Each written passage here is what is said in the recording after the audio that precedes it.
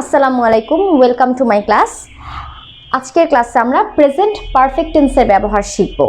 এর আগের একটা লেসনে আমরা প্রেজেন্ট ইনডিফিনিট এবং প্রেজেন্ট কন্টিনিউয়াস টেন্সের ইউজ শিখেছিলাম। ডিসক্রিপশন বক্স থেকে আমরা লিঙ্কগুলো অবশ্যই দেখে নিব। আর আজকে প্রেজেন্ট পারফেক্ট টেন্স বলতে কি বোঝায়, কোথায় কিভাবে প্রেজেন্ট পারফেক্ট টেন্স ইউজ করব, এটা আমরা দেখব। এখানে বলা হয়েছে হ্যাভ হ্যাজ দিয়ে প্রেজেন্ট পারফেক্ট টেন্স ইউজ করতে হবে। প্রেজেন্ট পারফেক্ট টেন্স বলতে বোঝায় এরকম একটি কাজ যে কাজটা আমরা একটু আগে শেষ করেছি, সেই ধরনের কাজে আমরা হ্যাভ হ্যাজ ইউজ করব। প্রেজেন্ট ইনডিফিনিটে কোনটা ছিল? প্রেজেন্ট ইনডিফিনিটে প্রেজেন্ট কন্টিনিউয়াসে যা ছিল প্রেজেন্ট পারফেক্ট কিন্তু অবশ্যই ডিফারেন্ট। প্রেজেন্ট পারফেক্ট বলতে বোঝাবে যেই কাজটা শেষ হয়ে গিয়েছে, কমপ্লিট করা হয়েছে।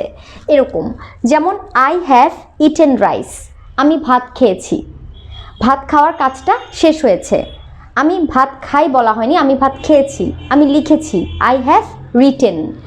এভাবে প্রেজেন্ট পারফেক্টে আমরা দেখছি আই, উই, ইউ, দে এই ওয়ার্ডগুলোর সাথে হ্যাভ ইউজ করব।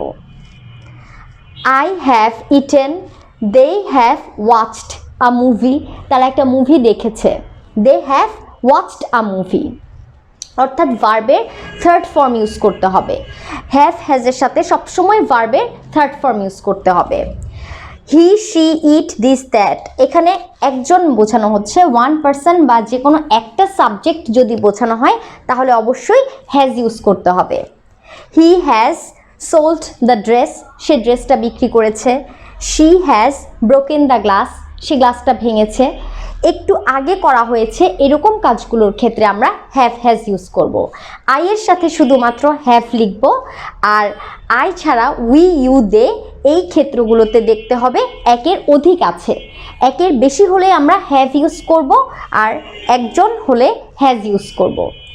তো প্রশ্ন করার সময় আবার হ্যাভ হ্যাজটা সাবজেক্টের আগে চলে আসবে। হ্যাভ আই টেকেন, আমি কি বইটা নিয়েছি? হ্যাভ আই টেকেন দ্য বুক।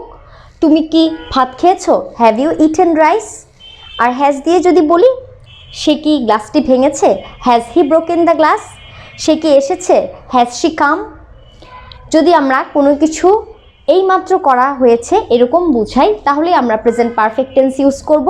আরেকটা বিষয় মনে রাখবো, যদি আমরা নট ইউজ করি তাহলে হ্যাভ নট এবং হ্যাজ নট ইউজ করব। যেমন সে এখনও ভাত খায়নি, he has not eaten yet. সে এখনও ভাত খায়নি, সে এখনও লিখেনি, he has not written yet, সে এখনও লিখেনি।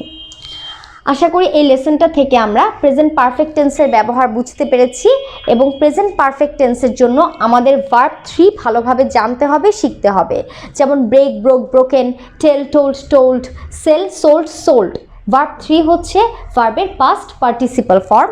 এই পাস্ট পার্টিসিপল ফর্মটা আমরা জানলে, ভালোভাবে যদি জানি, তাহলে আমরা অবশ্যই প্রেজেন্ট পারফেক্ট টেন্স ইউজ করতে পারবো।